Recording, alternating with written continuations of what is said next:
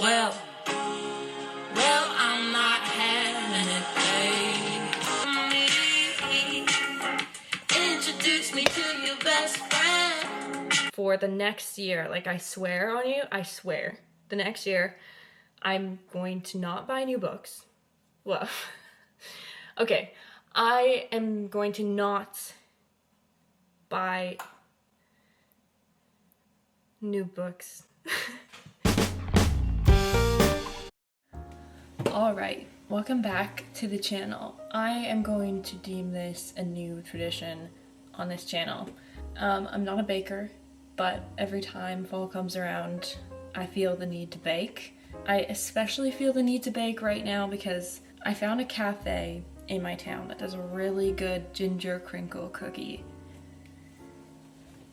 And the issue here is that this ginger crinkle cookie is so good that I've bought it 3 times, but it is almost $5 a cookie. So I'm gonna have to solve this by making my own cookies. The last order of business before we get into the baking today though is that I figured it would be a nice way to do a Q&A style talk while I bake, except it's not really a Q&A because this channel is still so small. I didn't put up questions. I just thought of a few questions myself that I felt like would be interesting and the answers might interest you and pertain a little bit to the channel and music and kind of my whole intention behind the podcast and what I hope to do with it. And I feel like we can just chill. I'm gonna get to baking and bring you guys along and we're gonna do that together. The first question that I wrote down was what music I grew up on. I feel like this is really obvious if you've been on this channel for any amount of time, and it's something that is not secretive really at all, and I talk about it at length. I would say especially at the beginning of starting this whole channel, there's really only one artist that I'd say sticks out from my childhood, and that would be U2.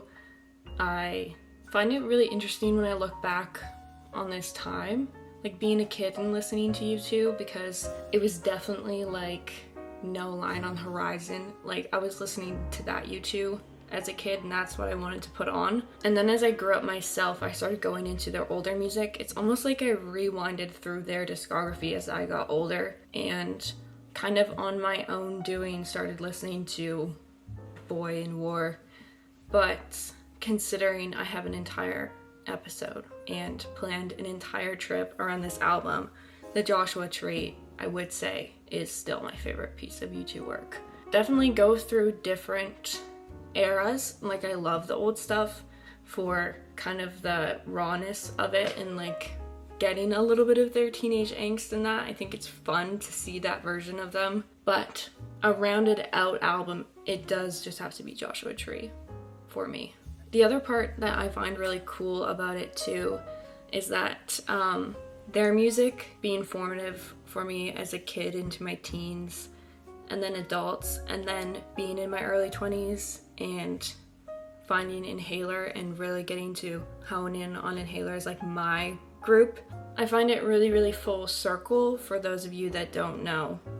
Well, I don't want to make this like, I don't want to take away from Inhaler, but the lead singer is Bono's son, and that's where the big connection comes for me. I just remember the first time I saw Inhaler, it was at like this small little bar, which is perfect, just the best way to see anyone, but especially in this scenario. And I was just thinking about being that age and knowing that my dad saw U2 when he was like my age. Not in a small bar, obviously, a massive arena, but I just remember walking into the venue and that being like so stuck in my head how weird it was that there was no way you possibly could have predicted that happening. Like my dad would have had no instinct that one day his daughter would see Bono's son and the whole band, like their band.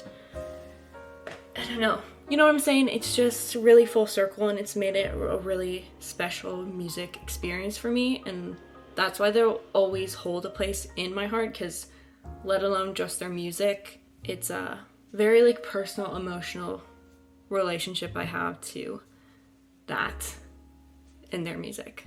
And then I alluded to a trip earlier. Me and my dad decided to go to the Joshua Tree and just make an entire trip out of it, which was probably one of the coolest things I've intentionally done. And also like maybe the craziest thing, because you do just drive like 4 hours into the desert following like instructions that you find online, and there's not any cell reception, and then you just walk into the desert. You're surrounded by all of these Joshua trees and you're looking for the one that's on the ground, but it's like you lose your mark like in the desert, because everywhere you look it feels like you're getting lost, which is really metaphorical when you go back and think about like the intention behind the Joshua Tree album. It is one of the craziest experiences to feel lost in the midst of a desert and then to find your way. We almost gave up. We were lost for like an hour. We followed the directions wrong, so. But getting to see that tree was really cool, and sharing that with my dad was insanely cool. And I brought my inhaler t-shirt. Hopefully I'm the only one who's ever worn an inhaler t-shirt to the U2 Joshua Tree. While we were driving to the tree in the desert, I looked at my dad and I was like, could you have ever imagined that one day you would be in a truck with your daughter driving to the Joshua Tree? And he was like, no, like there's no way. And I just think that's a really roundabout special story of how much the music that you grow up on impacts the importance that you put on things as you grow up, because a lot of the messages on the Joshua Tree have become very important in my life and continue to be important throughout my whole life. I remember being in grade 12 and I didn't ever read poetry. It wasn't a thing that I did. And my English teacher asked us all to write like our favorite poem, which now I would probably have one, but I didn't. So I wrote a lyric from Joshua Tree, and then I like explained and defended myself that I was like, this is poetry. Like, I know it's lyrics, but give me a break. I don't remember what he said, but I imagine he was on my side because seemed like a dude that appreciated U2. I don't know. Anyways, enough yapping. That's kind of a long story made long about some of the music that I grew up on. Okay, I have now got all my dry ingredients together. So we're gonna start talking about probably the hardest question I have written myself, and that is who my favorite artists are. Guys, I find this question to be like an impossible question to answer. I guess it would have to be like artists that stand the test of time for me, that like tried and true I've been a big fan of for multiple years now. But it really, again, is not gonna be that much of a surprise if you've been here because I would have talked about them in the past. I would definitely say like Kendrick Lamar is 100% without a doubt in that list. Sam Fender, without a doubt, is in that list. Fontaine's, without a doubt, in that list. Wolf Alice, without a doubt, in that list. Like, it's not a shock. It really isn't a shock, and it shouldn't be. Olivia Dean currently is like the only thing that I listen to. Like, I still am only basically listening to her album. See, I shouldn't be this stressed out, but the reason this stresses me out is because I know that I'm gonna watch this and feel like I'm forgetting everyone I've ever listened to. I would say that when I'm thinking about what my favorite songs are, my favorite pieces of work, or favorite artists, musicians, the one thing that overlaps with them is that their music has many levels for me to go into. See, oh my gosh, this is what I'm saying, okay? I literally forgot Radiohead.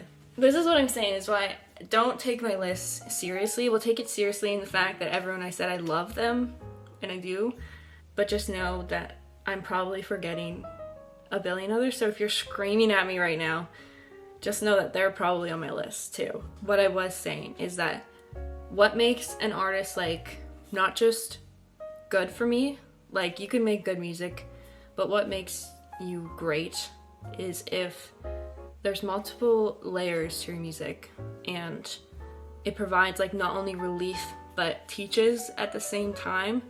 What I mean by that is that they didn't just write a song and then say that's it. They took that song and then questioned like, where can it go from now, so that they made it great.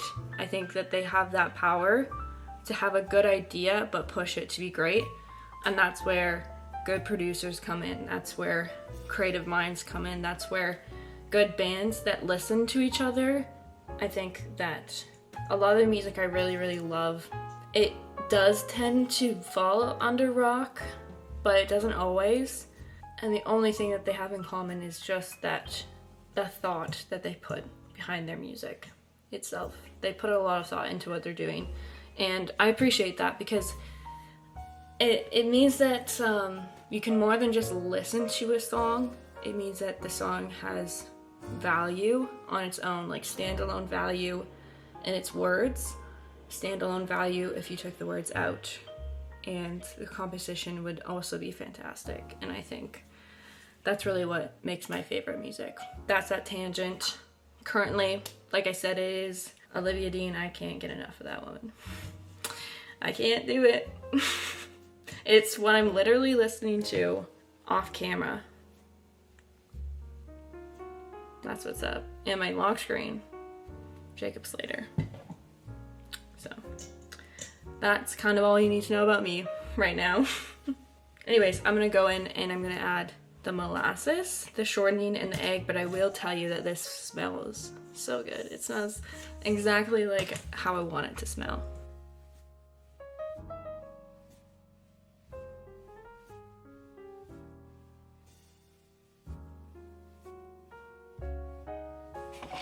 Okay, I'm gonna be so for real. This is the state of my cookie dough. I feel like cookie dough doesn't look like that. But, to be fair, I did follow the directions. And I know that I have to squish it and then roll it and then put it in sugar. So I feel like when I combine this, it'll hold its shape. And I think that's all that matters. And it is supposed to split, so that's making me feel a little bit more hopeful that I'm doing this the right way. But yeah, that's what's up. I gotta roll these, cover them in sugar, and then cook them. Welcome to the baking show. If this isn't the best baking content you've seen, then I literally don't know what to tell you. Before I get into a question, let's make sure that this is plausible. Plausible? Possible? It's forming. Oh, maybe it's not. Maybe it's not.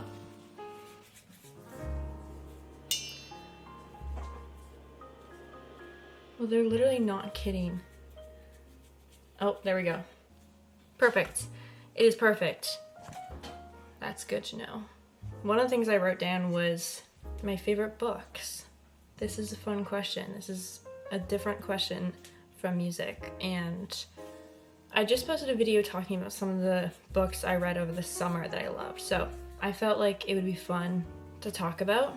Although I will say, one of these books I read a long time ago, so I'm not gonna have much commentary on these, which is probably a good thing, because I talk too much about other things. So, one of the first books that I read that I really got into and really, really loved was All the Light We Cannot See by Andrew Doerr, I think? Doerr?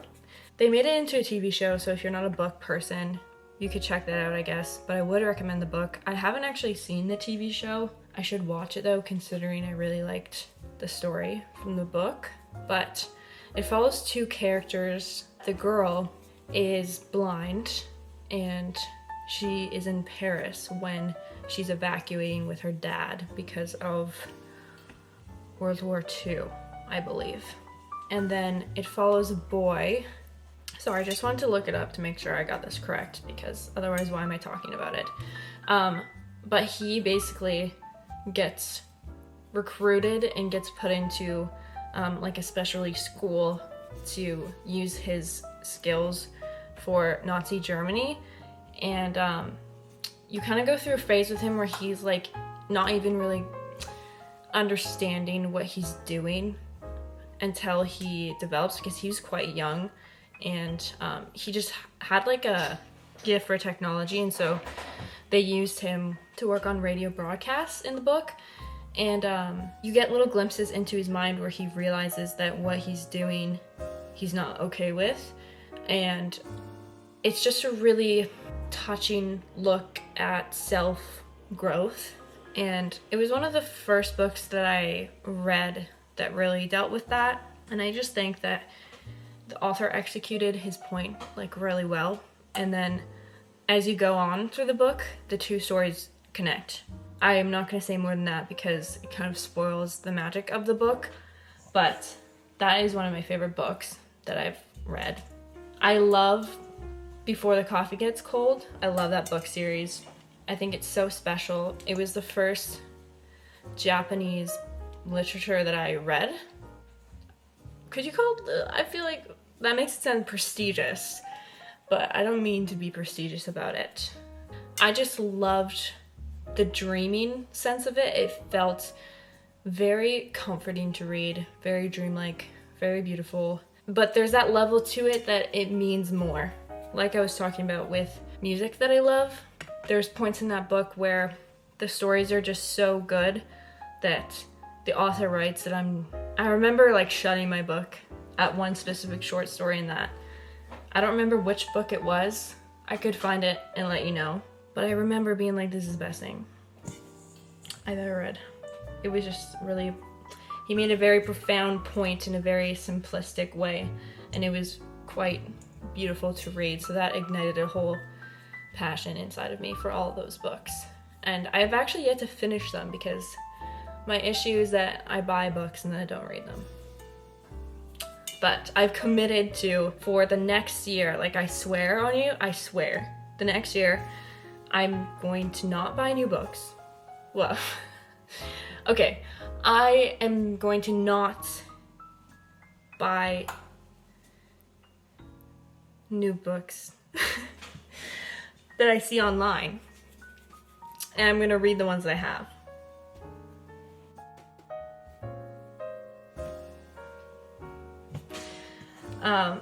Because I have like 40 books. And the issue, well, not the issue, the solution is that I want to read all these books because I bought them. But then I always just get distracted by like a video that someone posts about, oh, this is the best book I've ever read ever. And I'm like, well, I literally need to read that book right now. So I need to not do that. So I'm going to try my best to not do that and read all the books that I have. So that's what's up. Other book I love, and then I'll move on, is Mayflies, because I have talked about this. I talked about this in the Sam Fender video, and I've quoted one of the lines from this book recently on a podcast episode. So, not new. Nothing's new with me. I give away all my secrets. I'm trying to think of something that I haven't talked about that I love, so that there's a point in talking about this. I love Beartown, but I talked about that at like two ends. I talked about that so much, so I will not talk about it out of respect for not wasting your time. But I am saving the last book in that series, and I'm just gonna go read every book that I'm thinking about Mayflies, Frederick Bachman has written. Let me know if you've read any and what your favorite Frederick Bachman are, because I'm gonna figure out which one I'm gonna read after Beartown. Which will be none of them, because I don't own them, and I just said that I'm going to read the ones I already have. So, caught myself in a lie there, guys. These are going really well, by the way. I'm happy with my products. Okay, something that I feel like is important to talk about here while I have the chance, actually, is that I want to talk about psychology, because something I've probably mentioned it before, but I feel like it's just something that matters to me to mention on this channel. I did not go, I don't have a psychology degree. I did not go to school for psychology. I just love psychology. I took it as like one of my main extracurriculars in high school, but I didn't actually go to post-secondary at all. I graduated in 2020, so kind of the worst year ever. And obviously online schooling was an option, but at that point I knew I could go into psychology, but I just didn't know what I would do with that degree. And I haven't decided whether that was the right decision yet, to be honest, because learning is always the right decision in my opinion, and it's not a waste of money or time. I think that you can take so much from learning in an actual classroom, but also just learning together as a group and the experiences that you would gain in university and all the extra opportunities that university offers you. But I did not have the money to go to university, and I just didn't really put in the time to apply for scholarships when I was in like grade 11, I guess. And just didn't fully think it through. But I did think about it though. I did think about it. And I could always just go to university now, although I'd still have to go on student loans to do that. But anyways, I just wanted to make that clear because just because I talk about psychology, I don't want it to be a thing that is the main point, because I don't want to lead anyone astray, because I don't have the education behind it. I do try to do proper research though. Whenever I actually bring up a real psychology thing, and it's not just philosophy is the wrong word. I yap a lot about, I guess, philosophies, yeah, and like mindsets and positive thinking. I yap a lot about that, but if I'm going to bring up like an actual psychology defined word and make it a point of the episode, I will research it properly, because again, I want to take seriously that aspect of things and the people who are coming to my channel, but I also just want to be clear about the fact that I do not have a degree or job behind it when I talk about psychology. I just love it. I think when it comes down to everything, the reason that I have this podcast and like psychology is because I like to understand things. I think I really struggle when I can't find meaning behind something to explain why it happened or give it a lesson, which I feel like it is usually a good trait, but probably I take it too far sometimes and just look for meaning too often and overthink things a little bit too much. But yeah, back to understanding. I think that's just a big thing for me. I just like to understand why we do certain things and understand how we can help ourselves to better experience the world and live in it, because it's really difficult. There's a lot of difficult aspects to everyone's life, and I think it just helps to grow empathy in every aspect. Like, the more you understand yourself, the more you can understand other people. And that's something that the Enneagram, I really love about the Enneagram. I think it does a really great job at building empathy.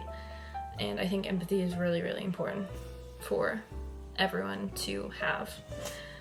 That's not a hot take, but I mean, like, I think it's important for us to remember to practice empathy more often than we do, because I think we jump to conclusions very quickly about people and the world. We don't take into account that everything that made them was out of their control. Like, a lot of things that stem into people's childhoods and their youth and growing up is against their will, and it looks different for everyone. And I think it's just really important to remember that.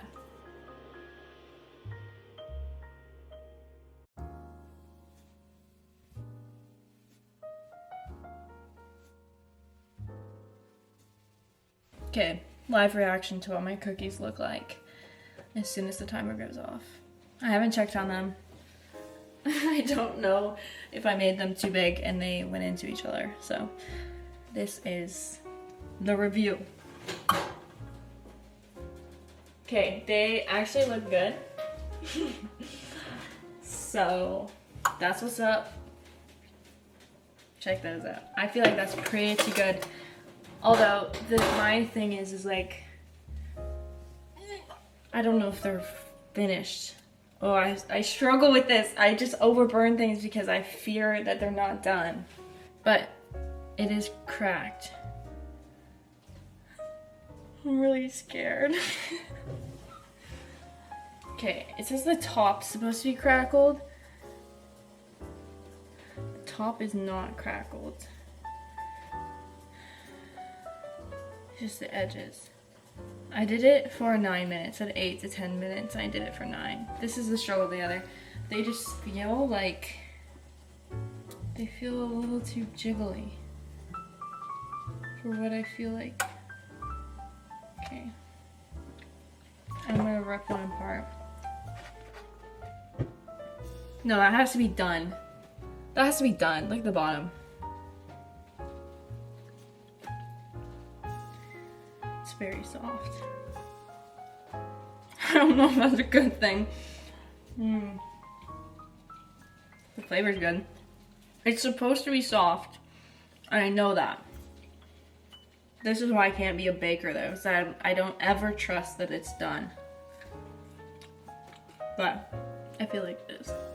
So I'm gonna call it. Okay, real test is here.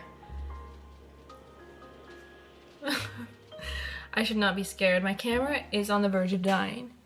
Hopefully it doesn't die. Let's check this. It feels so soft.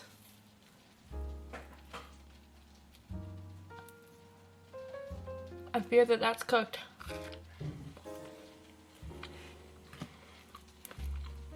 Is it? It's good. I think I'm just being an anxiety freak. It's really good. Sorry you can't have it. You might not want it if in fact it is not cooked. It has to be, because the bottom is so tough. Okay. I'll report back if I get sick. Well worth the effort. I don't know why I insisted on talking literally with so much food in my mouth. Like, what's up? Don't know. Before we end today's video, if I can get through this without the camera dying, I have a note in my phone where I wrote the objective of this podcast when I started, and I thought it would be fun to go back and blind react to it, because I don't remember exactly what I wrote for this, and it's probably actually not even that much. This is what I have. It says plot. Okay. Music-based podcast that looks into either a song, album, or an artist and how they inspire life or relate to the human experience. First sentence. Grow Up Slowly encourages a kind approach to life with the help of music. Sometimes we will go into the psychology of the healing aspect of music, and sometimes we will keep it light. There we go. There we go. That's my plot. Here's my why. Oh, this is interesting. The jump of joy I get when someone expresses something in a way I'd never think to see it. It's like a bunny when they have their high of emotions and just start twitching. That's how I feel when someone solves an issue for me that I didn't even know was there. They tap into my subconscious in a way. Interesting. That's a little vague, but I think I know what I mean. Like, that's what inspires these episodes. I know that they're very far and few between right now because I work a full-time job, but the podcast episodes itself are like the main part of this YouTube channel. I know that the reactions are kind of where a big chunk of the audience comes from, because you look up a specific artist and then you watch a specific reaction. You're seeking out that content, so I understand that aspect of it, and I still do them, but I'm very specific. I don't want to be a react channel. That wasn't my intention behind starting this.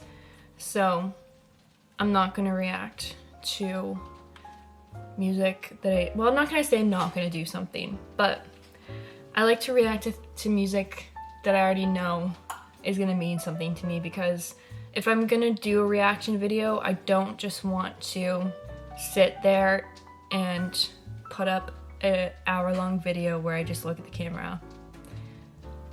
Oh my gosh, and then I don't provide any analysis, because then I'm just taking the artist's work and like, yeah, it's sharing it, but I feel like you need to add analysis for it to have value in not reusing, but in using someone else's art. I don't want to just react to it. I would like to add my own personal experience and value to it, and then hopefully offer that up to you guys, and you guys can relate to that. So that's why this is really focused on the podcast. Like I said earlier, unfortunately, it doesn't happen as much as I want it to, but that why is behind writing every episode. Okay, I found one more thing to share. I have a journal in my notes specifically for the podcast, which I have not used as much as I should use it because it's interesting to look back on. But Wednesday, June 28th, 2023, so this has been over 2 years, I wrote, I just checked my podcast app to see if I had any plays on my episode. Got super excited to see one play, and then I realized it was me who played it. It's a weird feeling to be the biggest supporter and the only supporter of your project. Okay, so that was Wednesday, June 2023. Now, this is December 10th, 2024, so coming up on a year ago. I'm a part of the YouTube Partner Program. I have 64 cents to my name from YouTube. It feels surreal. This has been something I've wanted for so long, but it always felt like an unattainable place. But here I am. I feel like a door has opened for me, a space to take my opportunity and run. What a dream. Okay, like classic times, we're on to the iPhone camera. My camera died when I tried to take that shot like 5 times, so hopefully my sentences made sense. And I slipped in a really small shot there of a page of notes that I have that is screenshots for when I feel discouraged, which is a tip I would make for anyone doing anything. When positive things happen, screenshot them and save them in a folder, because it's easier to remember the negative things a lot of the time. But it is important to hold on to the positive ones more than the negative ones, which is why I have a tangible space to go to. But I want to show that because I wanted just to let you guys know, if you're someone who has ever left a thoughtful, nice comment or reached out in any way, like, it does mean a lot to me. And I hold on to those, like I said, and I look back on them when I need to feel like there is a point to doing this. Because sometimes it's difficult to continue to do something when it feels quite slow. But I also remind myself that I don't really think I want it to move fast. I feel like that would be way too overwhelming. And I also don't know exactly that that's my goal with it. I think it sounds nice just to have a smaller community and to just upload when it works. So I promise I will always try to do that. I will always try to upload when it works, and I can stand by that statement. Thanks for watching today's video. Thanks for hanging out. I will put this recipe in the description. It's very basic. You can probably find it anywhere online, but it works. And now you know that when the dough looks not like dough, that's okay. And if you make them that size, you can cook them for 9 minutes. And actually, I'm not gonna put that statement in the video. Trust yourself to know when you're done. That's what I'm gonna say. But with that, let's let music and baking and art and everything bring us together. And don't forget to grow up slowly.